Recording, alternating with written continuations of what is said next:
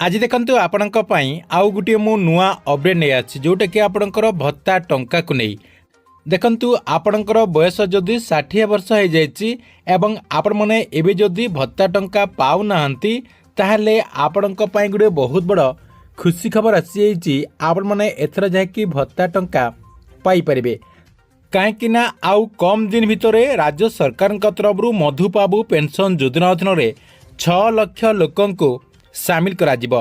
देखंतु से नै अपडेट मध्ये आछि मधुबाबू पेंशन योजना अधीन आउ 6 लाख हिताधिकारी को सामिल करा जिवो बोली मुख्यमंत्री मोहन चरण माझी सूचना दैचंती एवं केंद्र सामाजिक न्याय और सशक्तिकरण राष्ट्र मंत्री रामदास अठवाले सहित लोकसभा रे मध्य एई नै आलोचना मध्य करिसंती जेहेतु आगकू मधुबाबू पेंशन योजना अधीन 6 लाख लोकंको सामिल करा जिवो सेति पई आपण माने मध्य सेथिरे जाकी सामिल हे जिवे एवं एबे जदि आपण माने भत्ता टंका पाउ नांती ताहले आपण माने आगको भत्ता टंका पाई परिबे।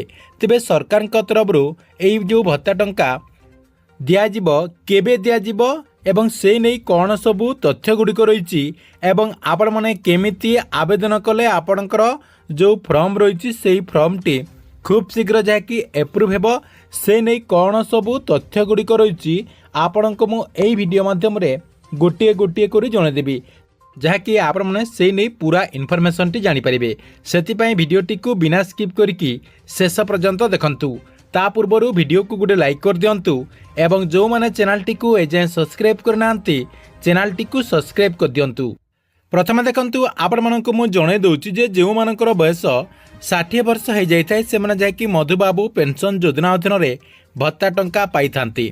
देखंतु सरकार तरफ किंतु किछि वर्ष है जहाँकि कहारी को मध्य आपणकर नुआ जो माने आवेदन करचंती सेही माननकु भत्ता टंका प्रदान करूनांती अर्थात नुआ हिताधिकारी को एबे जाकि सरकार तरफ सामिल करा जाउ नाही। देखंतु किछि लोक जाकि 2 वर्ष हो गलाने आवेदन करचंती तांकर मध्य ए पर्यंत अप्रूव हो नाही।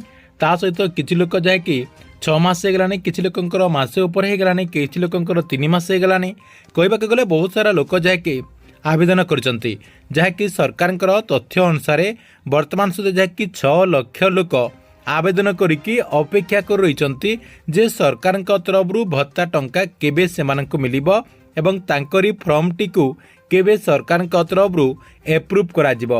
देखंतु एबे किंतु गुटे बहुत बड़ तथ्य सामना को आछि। देखंतु जो माने भत्ता टंका पाइबा पई आवेदन करिसंती ता सहित जो माने आगकू आवेदन करबा पई चाहउचंती तांकरी पई गुटे बहुत बड़ खुशी खबर होइछि। देखंतु जो माने आवेदन करिसंती सेही मानकर जो फॉर्म रही सेही फॉर्म टी आसंता अक्टोबर मासरे जाकि एप्रूव करा जाई पारे बोले जाकि सूचना रही। देखंतु एटी जाकि आपनकर कंफर्म नुह किंतु आपनकर अक्टोबर मासरे एप्रूव करा जिबार जाकि फुल संभावना रही। कहीं ना माननीय मंत्री नित्यानंद गंड जहाँकि किछि दिन तले सूचना देथिले जे जो मानकर आवेदन होइछि अर्थात जो 6 लाख लोकंकर भत्ता टंका पाइबा पई आवेदन करा जायछि सेही मानकर जहाँकि खूब शीघ्र आवेदन करा जिवो। या सहित माननीय मुख्यमंत्री मोहन चरण माझी मध्य केंद्रर जो मंत्री रहिचंती सेही मंत्री सहित मध्य आलोचना कर सारी जहाँकि पूर्वर मध्य आपनको मु जणाई सारी। तेबे देखंतु आपण माने कन्फर्म हो गले जे सरकार तरफ खूब शीघ्र भत्ता टंका प्रदान करा जिवो एवं जो मानकर जो पेंडिंग रही जाइछि भत्ता फॉर्म टी सेटा जाकि कम दिन भितर आपणकर एप्रूव मध्य हो जिवो जहाँकि आपणकर अक्टोबर भितर एप्रूव हो जिवार संभावना रही।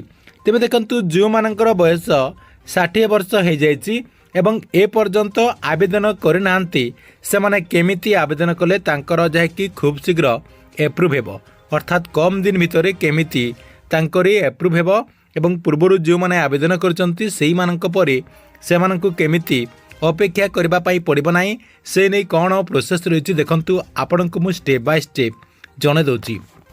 फास्ट देखंतु आपण माने आपनकर ए जो रूल रहिछि भत्ता पाइबा पाई आपनकर जो रूल रहिछि से रूल टी को मानिबा पाई पड़िबो अर्थात आपण माने से रूल भितरे जाउथिबा कथा आपनकर 60 वर्ष हेइथिबा कथा ता सहित आपनकर जो आधार कार्ड रहिछि सेही आधार कार्ड रे आपनकर बयस 60 वर्ष हेइथिबा कथा एवं आपनकर भोटर कार्ड रे मध्य 60 वर्ष हेइथिबा कथा अर्थात आपनकर आधार कार्ड एवं भोटर कार्ड रे आपनकर बयस समान होइथिले जहाँकि आपण माने आवेदन करिपारिबे।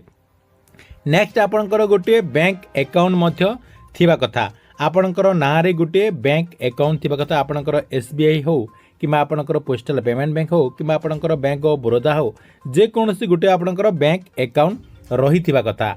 एवं से जो आपणकर बैंक अकाउंट रही से बैंक अकाउंट रे आपणकर DBT एक्टिव मध्य थिबा कथा। कहीं सरकार तरफ एवं जहाँकि आपणकर DBT प्रोसेस रे भत्ता टंका प्रदान करा जाउची।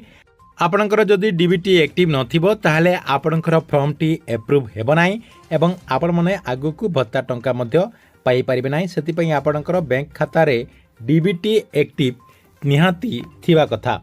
एतिकी आपणकर डॉक्यूमेंट लागिबो। एई सब आपणकर जदि ठीक रहिची ताहले आपण माने आवेदन करि परिबे।